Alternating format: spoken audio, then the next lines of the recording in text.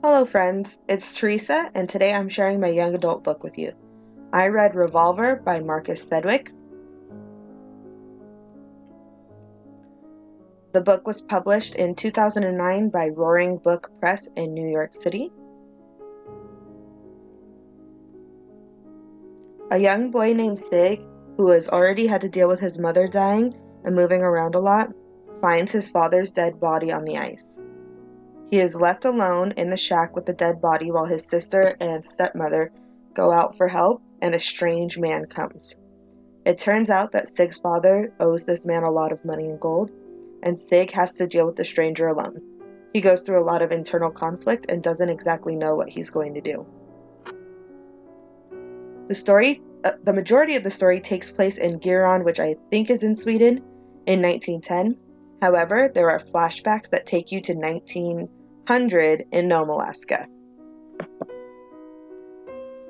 The main characters are Sig, Einar, Gunther, and Anna. Sig is a young 14-year-old boy who has to grow up really fast. He gets left alone and has to deal with the consequences that his father has left behind. Einar is his father. He was a businessman who was greedy, and now his family has to deal with all of his decisions. Gunther Wolf is a mysterious and dangerous man.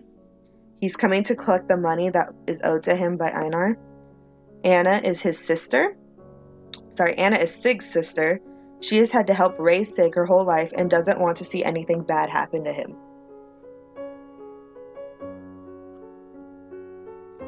The main conflict is that Wolf has come too late to collect the debt that Einar stole from him. Sig and Anna are confused because they never had any money when they were growing up.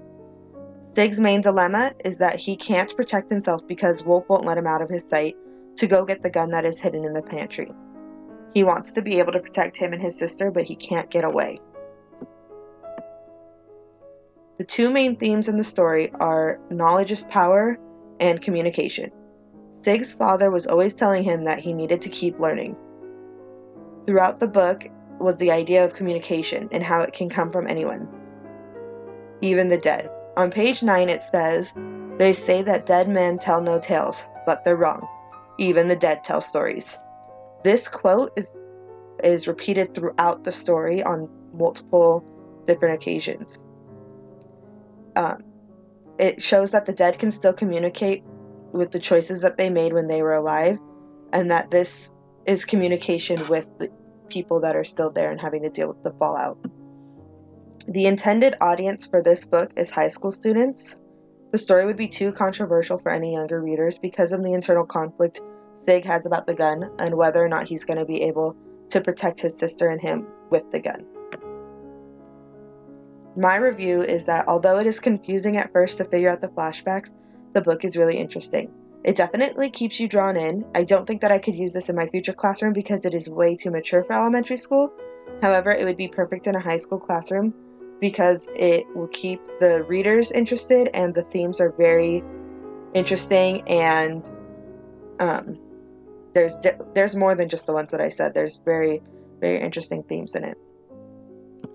And here's my reference, just the book that I read. I hope you guys enjoyed this presentation, and thank you.